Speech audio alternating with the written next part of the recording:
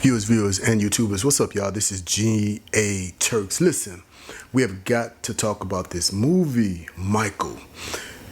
Guys, oh my God, it was amazing. I just left the theater and I had to take some notes because I didn't want to miss anything. So I want to bring it to you next on the G.A.Turks Show.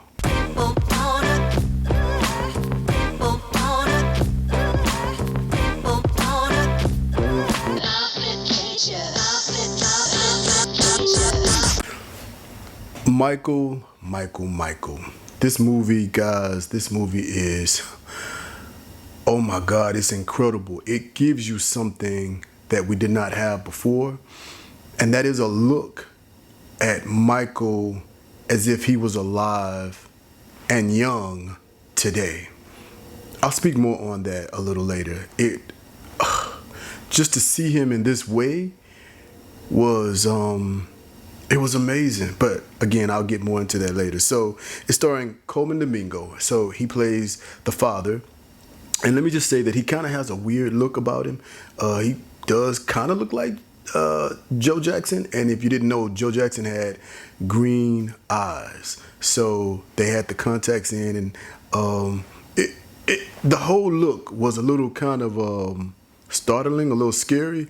So even though he was very mean and he was the bad guy, the villain, but the look added to it.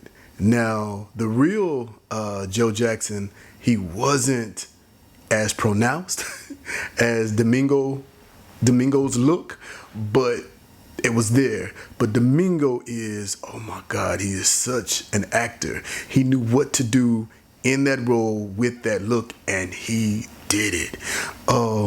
Let's shout out to Nia Long. She did an interview with Keke Palmer, and it was so relatable, and so it was really good. Keke has a way of kind of bringing out the best in people that she interviews, and she did that with Nia, and it was like, man, the interview that we have been wanting. It was like a 90s reunion, where they talked about a lot of things, but she did excellent as Catherine. She kind of really gave you that look and that tenderness. And what I liked about her role as Catherine Jackson was the fact that she needed to play this role. Someone older, someone with a little range. We know Nia a certain way, and we love her that way. But she needed a different role where she was someone different. And the tenderness and the realness that she gave Catherine without doing much, without saying too much, everything she did was, man, it was perfect. It was just, the combination of them two together it worked. It worked for me. The other thing was Lorenz Tate. So speaking of the 90s, I didn't know that he was going to be in this film. He played Berry Gordy. And let me just tell you that, of course, when I saw him, I was a little shocked. But shout out to the little Love Jones reunion. You know, it's a 90s thing. If you know, you know. So it was good to kind of see him there. Of course, they only showed one sister, and we know that there was more than one sister. And they showed the brothers, but they didn't give them much for us to talk about. But let me tell you, I have to get his name right. I have to say, nobody is talking about this young Michael, but listen to me. His name is Giuliano Cruvaldi. I hope I'm saying it correctly.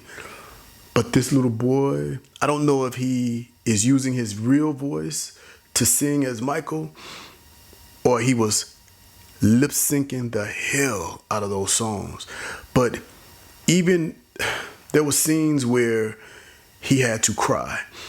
And the way he looked when he was looking at his daddy, Joe Jackson, man, I felt it. Whoever this little boy is, he wrecked shop, y'all. I was absolutely amazed at this little boy. Just seeing him emote that type of emotion. It looked as if, it was just so real. It was what a kid who may be in trouble or who may have gotten a spanking, this is the way they look at you. They look at you only a way that a kid would look at you. And I had never seen that on screen before, but this little boy did it. And when I saw it, you couldn't help but to feel for him. You couldn't help but to feel for him.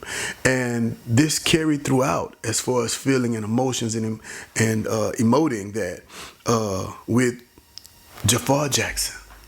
Let me tell you, you know, we've kind of always known of Jafar from the stuff that he's been doing, and we knew he sounded like Michael. But there was nothing in me, especially when you look at some of the Michael Jackson imitators, there was nothing in me that felt as if he could do anything more than just do the voice. I was wrong. I was wrong. Let me tell you, when I saw the trailer and I saw him hit that spin, I was like, oh, wait a minute. Okay. He might have something here. But guys, let me tell you what this boy did. Jafar, man, you killed it.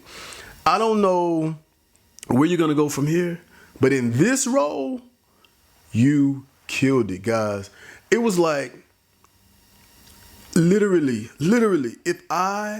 if you could go back with today's technology and cameras and everything and go actually back to 1980s or 70s into the 80s and into the 90s and capture that young Michael on film. See, we've seen him lots of times. We've seen him. We have the footages, but we don't have him in the digital form that we have today. And you put him in those clothes. We have always known that those clothes were very custom and authentic, and they made a statement. But when you bring those into the digital realm that we have today, they pop. The jackets, the colors, the choice of colors. I never paid attention to it before other than knowing that it's a statement. But seeing the colors and stuff come alive in a digital perspective, it was like having a young Michael, again, I say that, here today in a way that we have never experienced him. So it seemed a little more real. It seemed like you could actually touch him. It was a Michael in the way that it was just very up to date. There is no way else to explain it. It was like they literally took the Michael from back then and brought him in today. I can't say enough about the clothes either. And I'll get back to Jafar, but just a moment for the clothes. As you see, I have on my Michael Jackson Thriller jacket, but I didn't wear it to the theater. I just remember that I had it here and I just put it on for the video. But check out his Beat It jacket, the red jacket. Oh my God. That jacket, check out the arms, the way it cuffs at the end. It's something very custom about that I had never paid attention to before, but it was awesome. There's a scene where he goes to meet some gang members. That scene, the way that it was done, the way that this film was shot was beautiful, man. It was like, you know, I can't wait to get it home and own it on 4K where I can really see the pop and the colors. It was just, this man knew what he was doing. It was like having a real fan film stuff in a way that would give you that magic like we've never seen it before. Of course, Michael has always been about magic, but here we have this authentic looking young Michael in a way we've never seen him. And the scenes with the authentic clothes, they just pop. It was something about that scene where he goes to meet the gang members and, you know, he has this idea for Beat It, and the way all that comes together and the dancers have on the authentic looking clothes from the video. Oh my God. It was just fan service. Now listen, let me just tell you, I get a little excited about this, and it's not because I'm a super Michael Jackson fan. I really am a Prince fan to heart, but I love some Michael, and I get it. One of the things that I did not like about the film, you have to understand that I'm just thinking back to like even the first time we see Michael. I made a note here, and how when you see him for the first time after being a little boy, just the way that it was done, it was like, okay, here he is.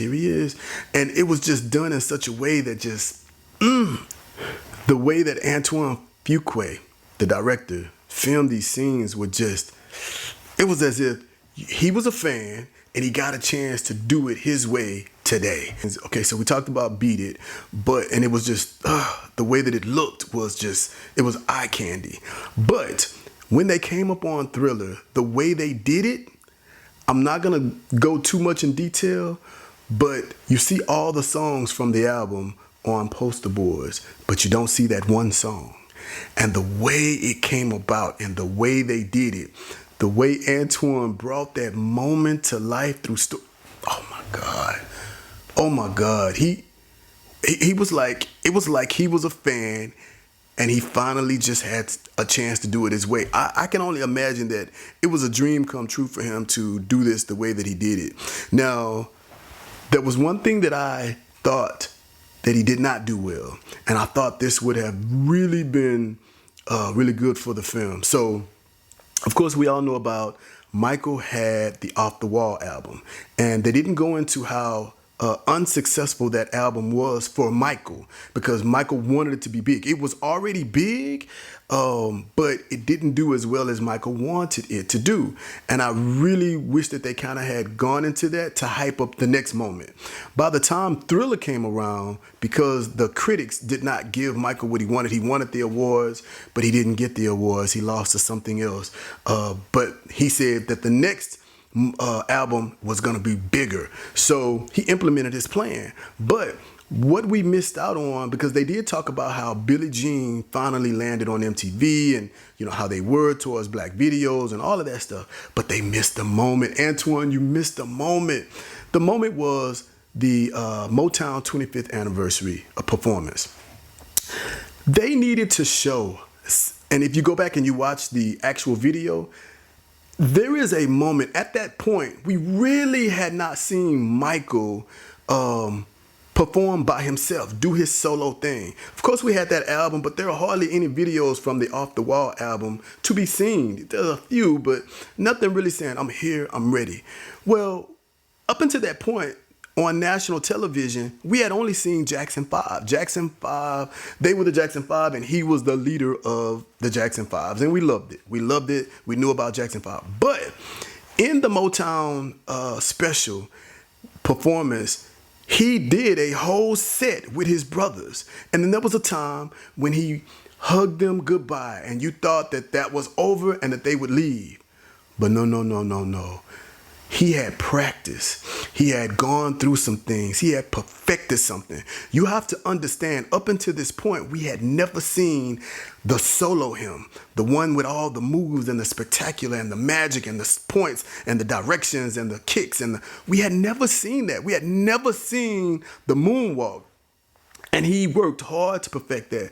So by the time he hugged his brothers and said goodbye, you thought they were all leaving. And for him to come back and he said, you know, I love those old songs, but I like especially the new ones. And then he hit that Billie Jean. Antoine, you missed that moment. That should have been a prime moment. And then when he hit that moonwalk, listen, we had not seen the moonwalk up until that point. So for him to do that, and we had never seen anything like that. Of course, people were breakdancing and stuff, but no one had on national TV, that move had not been, people had done that move, dancers had done that move, but it had never been seen nationally. And usually dances, you know, kind of went viral. So everybody was doing the dances, but nobody had ever done the moonwalk. By the time Michael hit that for the first time, he owned it. It was his. This was his signature move. And when he did it, it was phenomenal.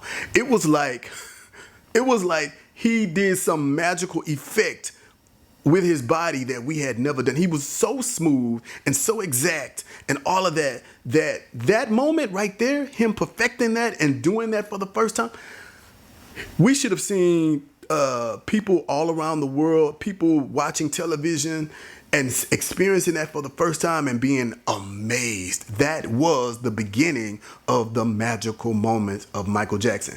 And though it only lasted for like a split second when he did it, it was all over the place the next day, going to school, at work, people talking about it. If you didn't have a VCR, you could not rewind it. You could only hear about it. So, yeah, I thought that was a moment missed.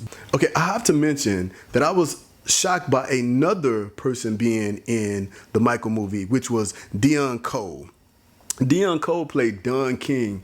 I Knew that it was Don King right away. You know, Don King has the signature hair, but Dion playing that role, it was just, it was something about it that surprised me. And we like Dion. Dion has come a long ways, and he is just one of those people you like seeing when you see him. One of the other things that that they showed was the Pepsi incident where he burned his hair. The way they showed that, even though there are footages of that, but just to have that digital, in your face, here today from yesterday visual was spectacular. It was really sad. It seemed much more dangerous here in the film than what we saw. And when you heard about it, you just didn't think it was that serious, but you knew it happened.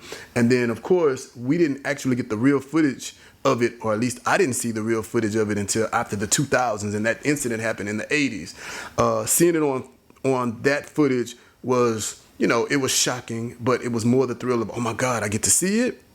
But then to see it in the movie and the way that it was done, it kind of hit a little harder. But the magic point about that is even though he was in a lot of pain and that he was hurt, the fact that he would get out of his bed and look at the burn victims, and they always showed how kind Michael was to the kids, even at the height of his stardom, how kind he was.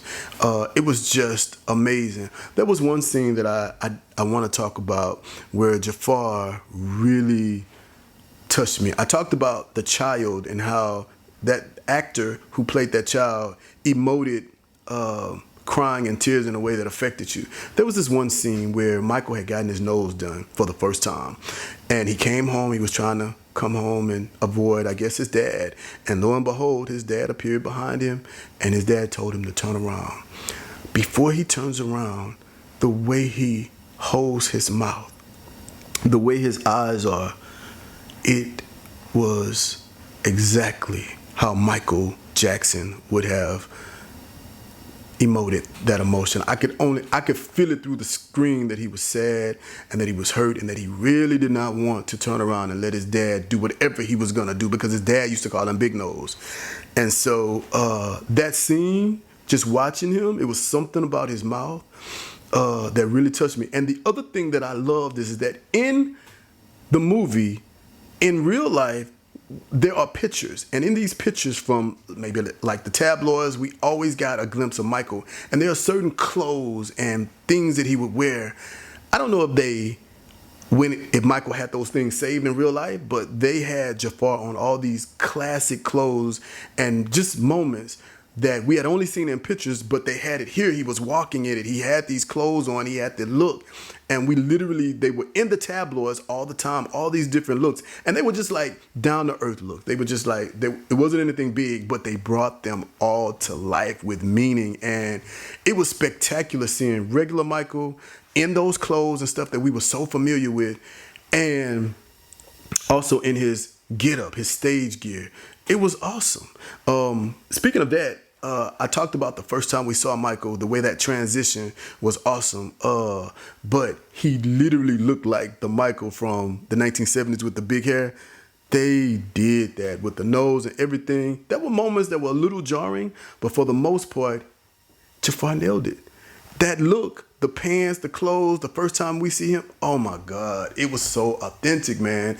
I did not think that it would go over well. And I guess because I had my doubts, that I did not think it would really deliver. He would be able to deliver, but he freaking delivered, y'all. And I was so amazed. I'm not sure why I was so amazed, but I think the combination of having him in a digital world and the music and the look of it all and the authenticity of it all it was just eye candy. I could not get enough. I could not get enough. And I wish that they had talked about a lot of other things, but one of the things that I love on top of having the music, when they did Don't Stop Till You Get Enough, see, this is the reason why I wish that I had gone to a big movie theater with a lot of people, or gone on a night where I knew a lot of people were going to be there, because I don't think that I got what I truly deserved. I don't think that I got the audience participation. See, when we used to go to the movies back in the day, it was a lot of audience participation. I just really thought that a movie like this would bring a lot of people out. Or maybe I just need to go, because today is Thursday. Maybe I should go on Friday or Saturday when I can see that all the, the seats are taken, because I want that audience experience. If you go, I say do go see it in IMAX, or even if you go to a regular theater setting, go when it's packed. Because I feel like this is going to be a fan favorite. I think that people are going to be dancing. And about Don't Stop Till You Get Enough, there was this one part where they break the music down and you just hear like cymbals and music. I mean, it's without the normal stuff, but it's like they break it down in a way that you had never heard it before. It was nasty. It was nasty. It made you want to dance. It made you want to celebrate. It was, whew. The movie was awesome, y'all. You gotta go see it. The moments that they have, the classic things, and they do it in a way that maybe you never saw. And let me tell you, Thriller. Let me tell you, those dancers, some of those dancers, they were trying to have their moments. It was a little too much. It was too much going on. The pop light, it was way too much. Some of them zombies was trying to have their moments. Listen, dancers, y'all should have stayed in your place, because it was funny to see. But when you go and see it, y'all, you'll know exactly what I'm talking about. You're going to be like G.A.Turks said that some of them was trying to have a moment. They were doing just a little too much. But they delivered. And just knowing that they had it in the classic place where Michael actually performed it, chef kiss. Anyway, I think these are all the notes that I have.